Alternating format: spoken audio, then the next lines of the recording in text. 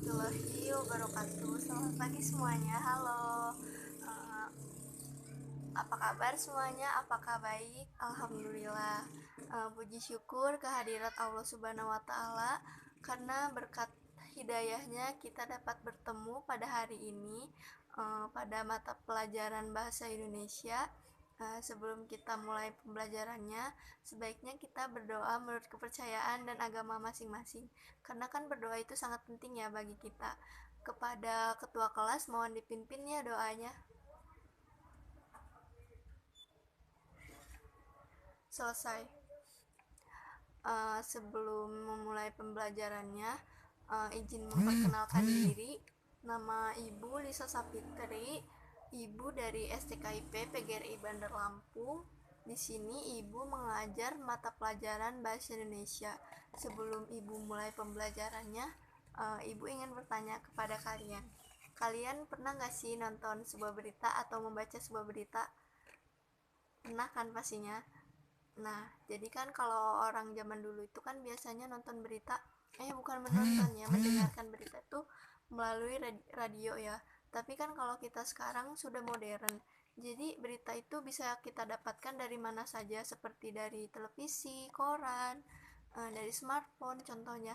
Nah, jadi kalau dari smartphone itu kan kita sudah sangat canggih ya, karena kan dalam smartphone itu sudah memiliki media sosial yang banyak seperti Instagram, YouTube, internet, Twitter dan media sosial lainnya. Uh, nah kalian kan sering ya tuh membaca berita di handphone atau di televisi. Nah, tapi kalian tahu nggak sih apa pengertian dari berita? Jika ada yang tahu, boleh tunjuk tangan. Silahkan. Betul. Nah, jadi berita adalah sebuah informasi yang nyata atau fakta yang sedang terjadi atau sudah terjadi. Biasanya berita ini disampaikan atau disiarkan melalui media cetak ataupun elektronik. Nah, selain memiliki pengertian, berita juga memiliki unsur, memiliki syarat-syarat, memiliki struktur berita, dan lain-lain. Materi ini akan kita bahas pada hari ini satu persatu ya. Yang kita bahas pertama yaitu mengenai syarat-syarat berita. Nah, apa saja sih syarat dari berita? Yang pertama yaitu merupakan fakta. Nah, jadi merupakan fakta di sini, misalnya ketika kita menjadi seorang penulis berita, kita itu harus menulis berita sesuai dengan apa yang terjadi. Tidak boleh dilebih-lebihkan, tidak boleh dikurang-kurangi. Kan kita menulis berita itu yang membacanya itu seluruh masyarakat. Nah, ketika kita menulis berita yang bohong, nantinya takutnya akan memicu konflik pada masyarakat. Kedua yaitu aktual. Nah, aktual di sini maksudnya ketika kita menyiarkan sebuah berita, beritanya itu harus terkini, tidak boleh jarak penyiaran dengan kejadiannya itu tidak boleh terlalu jauh. Yang ketiga yaitu seimbang. Seimbang di sini maksudnya ketika kita menjadi seorang penulis berita, hendaklah kita menulisnya itu secara adil dan tidak berpihak pada siapapun. Tidak boleh melebih-lebihkan siapapun dan tidak boleh memojokkan siapapun.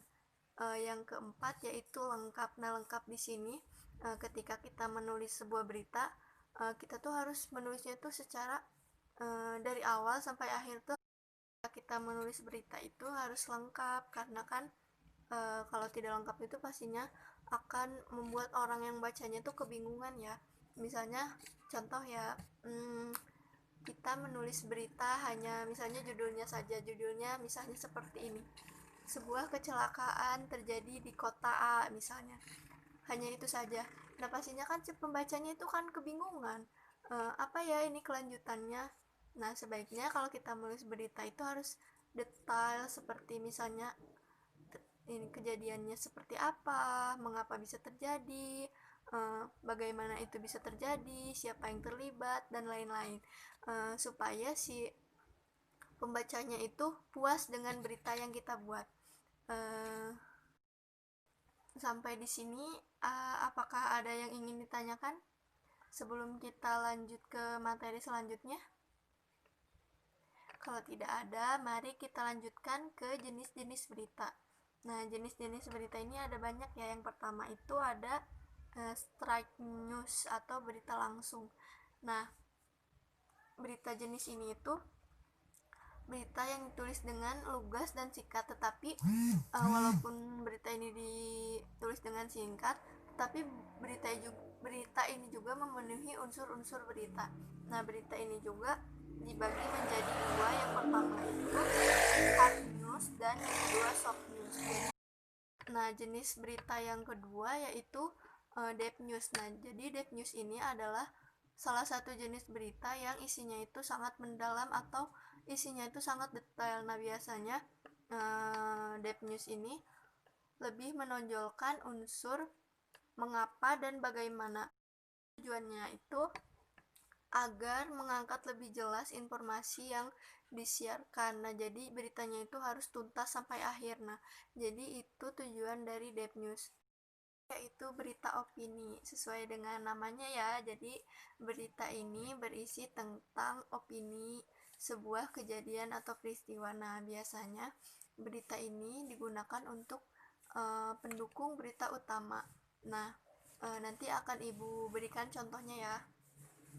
Nah, jadi berikut ini adalah contoh dari berita opini.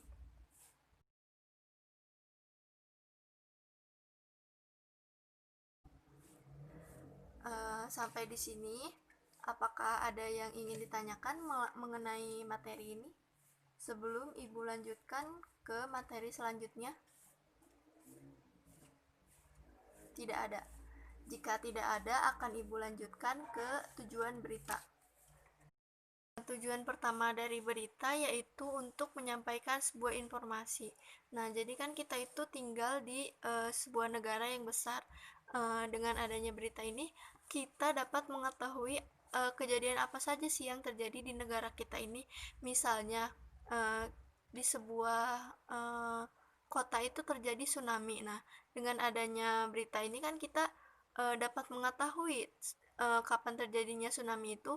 Siapa tahu kan kita ingin berdonasi atau mengirimkan bantuan ke kota yang terkena tsunami tersebut. Nah, di sini materi dari tujuan berita. Jika ada yang ingin ditanyakan, Ibu persilahkan sebelum kita lanjutkan ke materi unsur berita. Jika tidak ada, Ibu lanjutkan ya.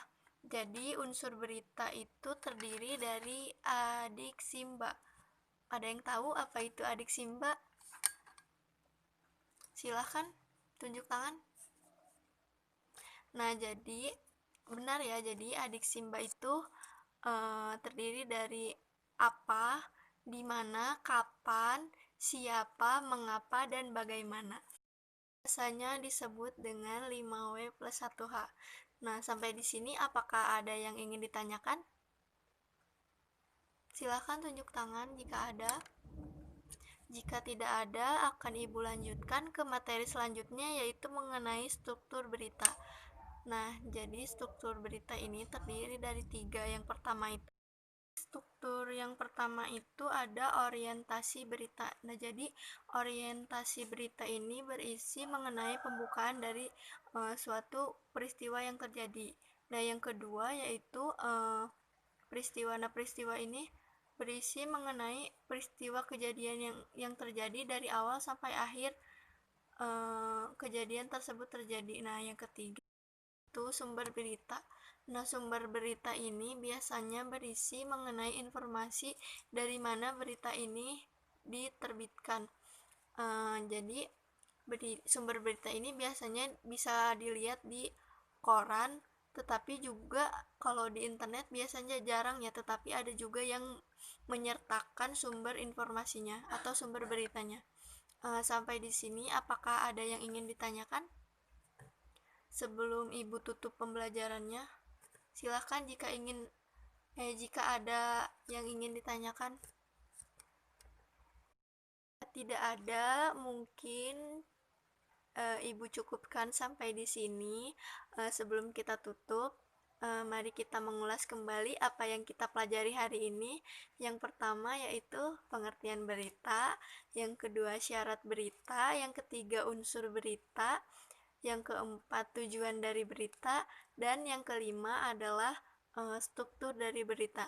Nah, pastinya kita kan sudah bisa membedakan ya, mana berita yang bohong dan mana yang berita yang fakta. Karena kan di zaman kita yang modern ini kan berita itu bisa diposting melalui banyak media. Kita sebagai orang yang pintar harus bisa membedakan atau menyaring terlebih dahulu berita tersebut. Jadi kita itu tidak boleh mudah percaya oleh sebuah berita.